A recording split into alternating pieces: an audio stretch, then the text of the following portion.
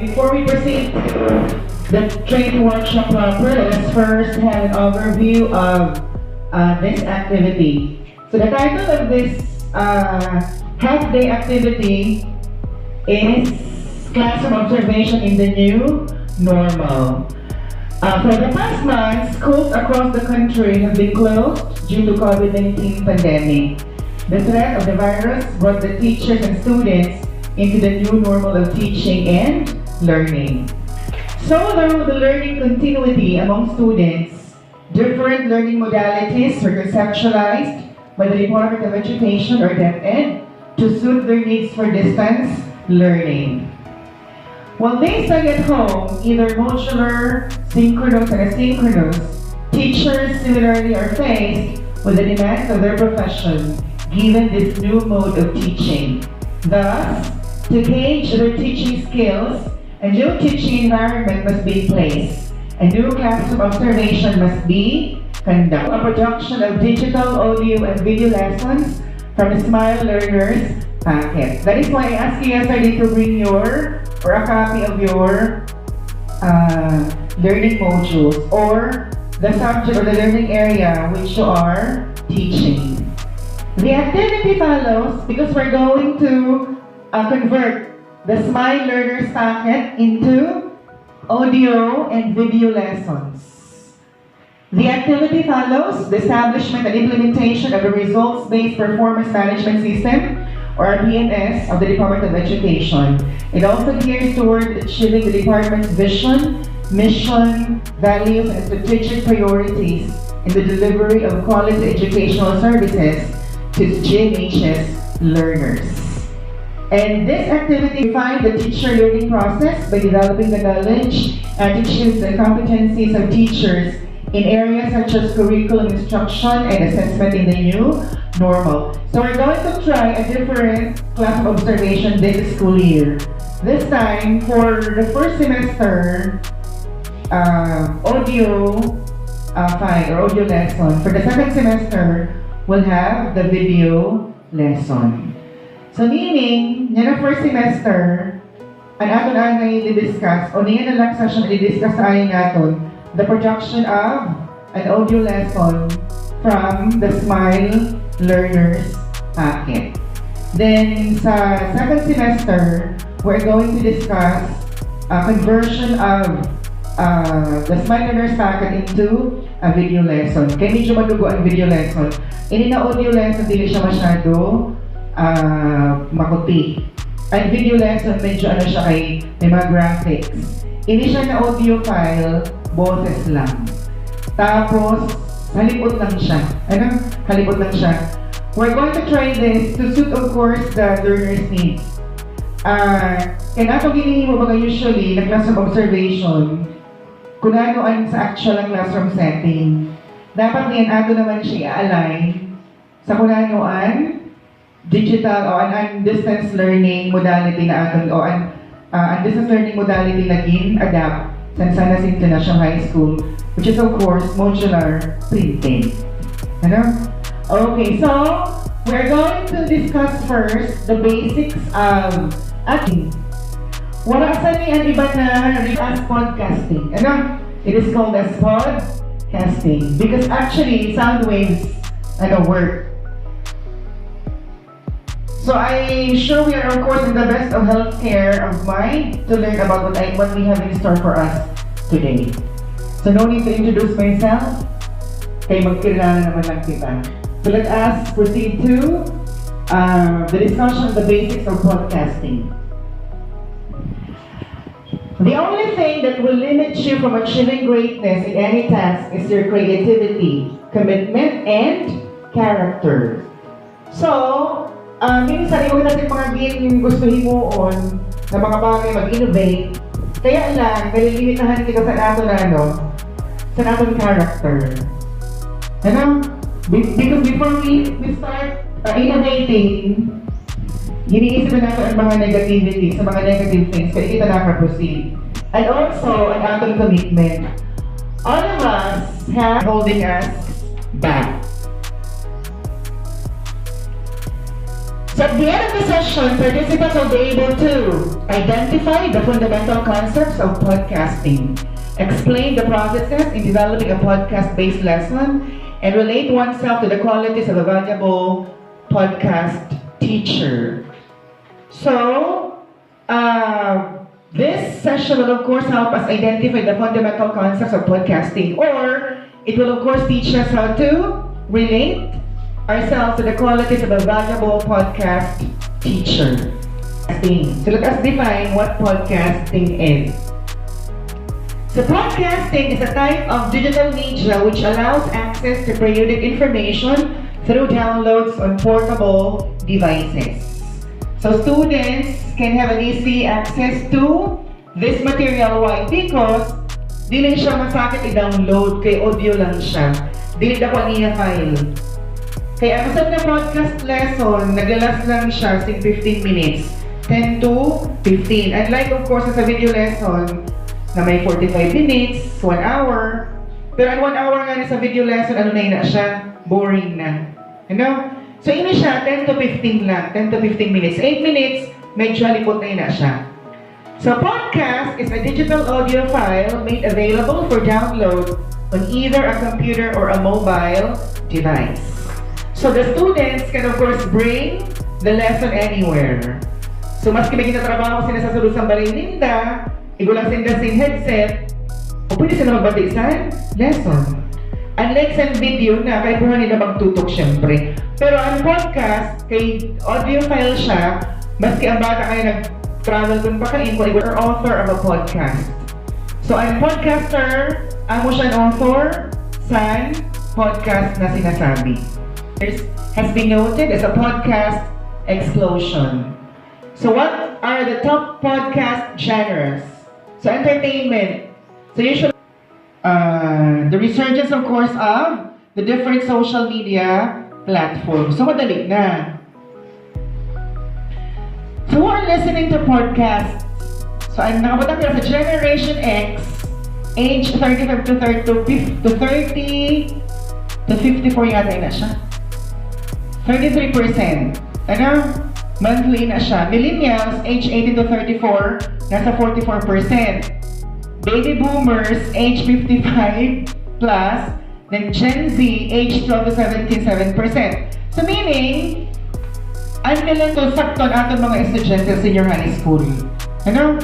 Sakto sinda. So atong sinda niyan, tagaan sa sinasabi na innovation when it comes to delivering the lesson. So there is also a growing active listenership. And now, when we speak of the percentage of US population, in 2013, only 12%, only 12% of the total population of the United States of America was, of course, listening to a podcast. Pero, pag abot in 2017, it doubled. So, naging 24% na siya. So, in other words, ang populasyon sa US was, of course, what? Embracing this new trend, and getting information from different sources. And then, 65% of active listeners only started listening in the last 3 years. And female, 44%, and then male, 56%. Ang sa amin na siya ni statistics, na nagpaparang, and podcast is of course what? Gaining interest or appreciation from listeners. So podcasting is attention. So sabi, ang attention rating ko mas higher siya kung inbabasa lang natin. Tapos kung atong kikita. Between 2014 to 2015, podcast-based lesson plan downloads grew by 650% on teachers.com. Kaya madali talaga siya ma-access niyan sa internet. And aside from that, audio is one of the most intimate forms of media because you are constantly building your own images of the story in your mind. That is of course according to Emma Rodera. By Rush, you are. So it's this deep act act of co-authorship, and in that is some potential for empathy. In other words,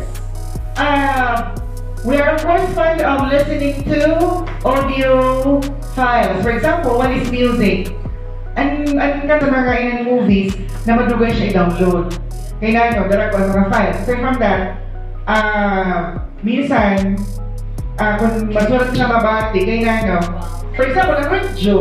Di ba sa radyo, kaya iguan sa Masbate Division in radio-based instruction, kaya mas madali ang access niya sa radyo. Pero, niya na pa naman ka nag-iban ang trend, mas madali na access ang mga kabataan sa videos, tapos syempre sa social media.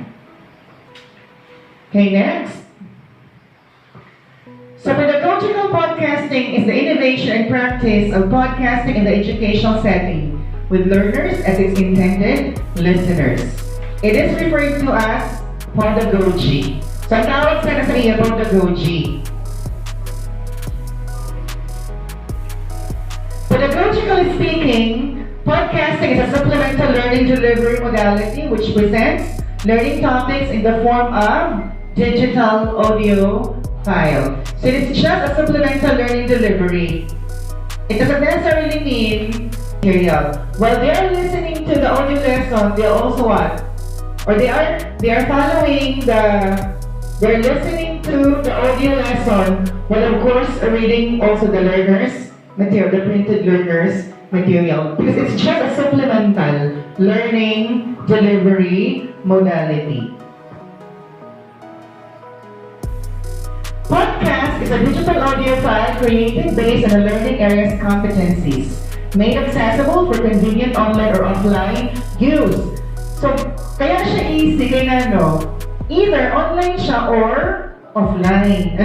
Either online or offline. So I found that when we create a digital audio file or an audio lesson, it must still be based from a learning competency. Still, it must be based from the most essential learning competency. That is why yesterday I asked you to bring a sample of your learner's material or module. Master is a teacher who may perform any of the roles essential to podcasting, such as an anchor, a scriptwriter, a language editor, or an audio-video editor. So as a podcaster, daw kasi role na imoon, ikaw na anchor, ikaw pa na scriptwriter, ikaw pa ang language editor, ikaw pa ang audio plus video editor. Madali na ba ganyan? Kaya audio na lang siya, audio file man lang, boses man lang, dinadala mo sa graphics. Ano mo lang sana, uncover lang ka para sa imo in an audio file. Di ka mabutang sa mga animation, kay boses man lang siya. Tapos, ikaw na mismo mag-istorya. Pag ako maka-istorya, sabi mo a lesson from a script which you are going to make later. Which you're going to write at doon. So, ikaw ang language editor. Niyan, if you're in doubt of the script or the content of your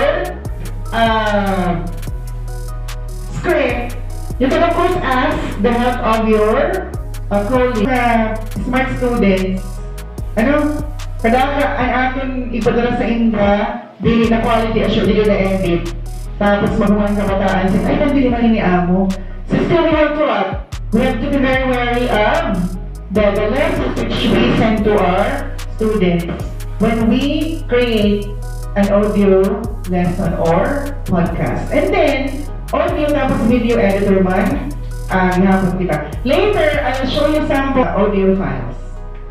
Or the pedagogy trends. So it supports the M-learning. Pedagogy is reactive and proactive. Pedagogy is inclusive. Pedagogy promotes independent learning. And pedagogy is bidirectional.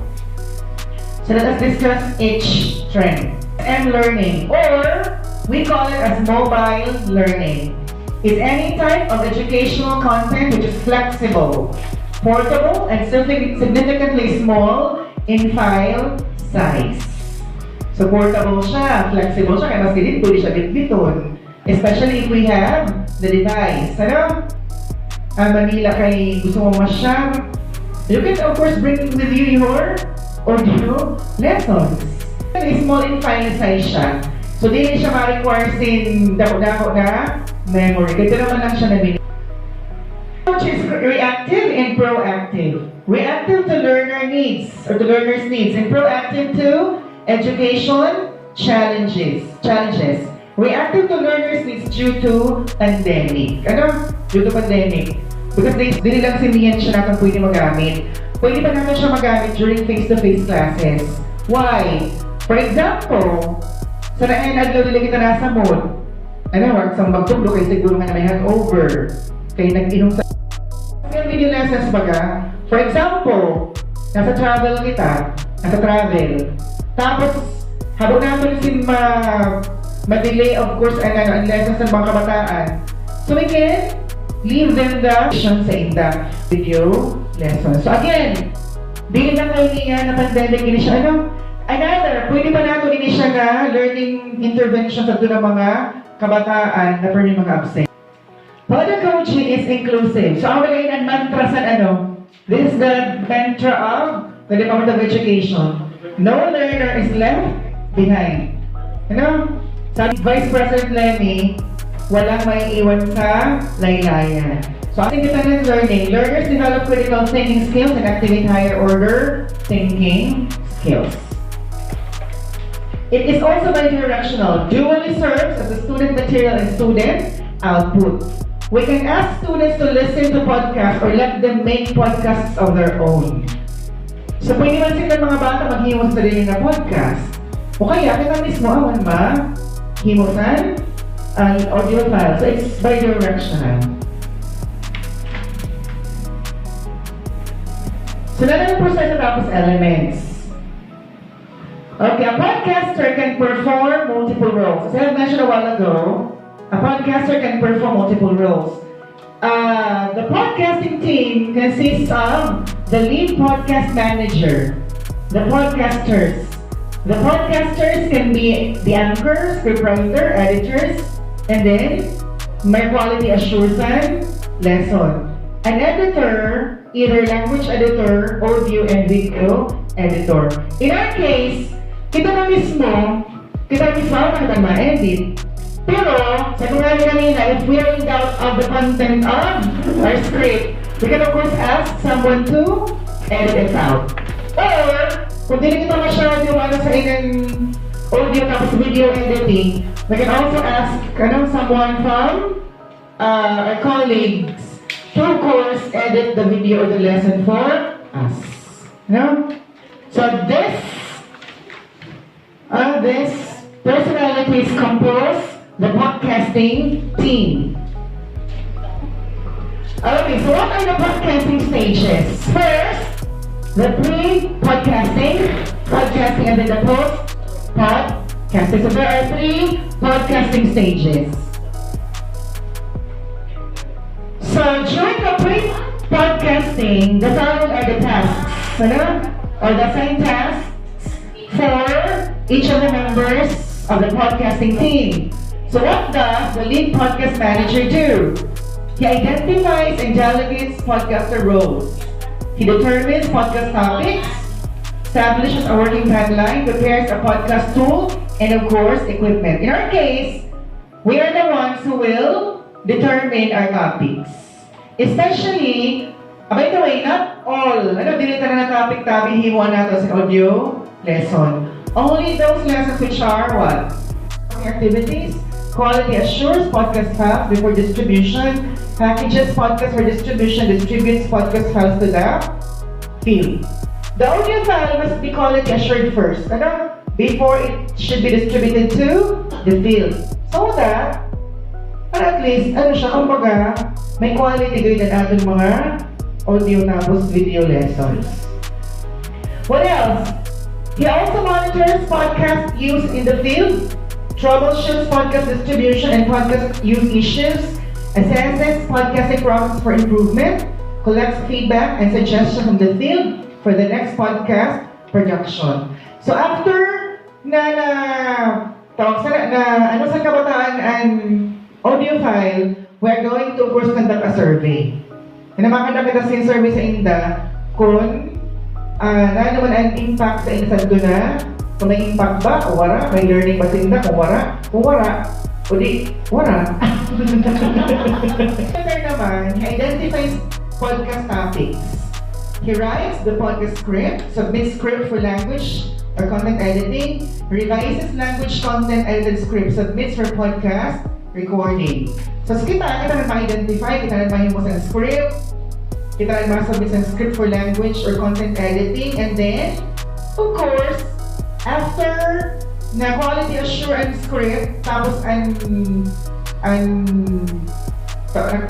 content sa script, we're going to revise and then we'll now record the audio lesson.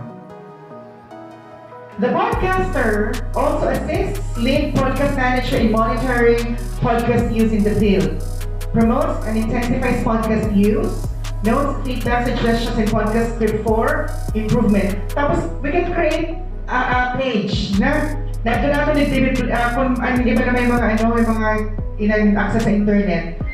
Actually, audio siya, pero madami lang yapon siya ang video.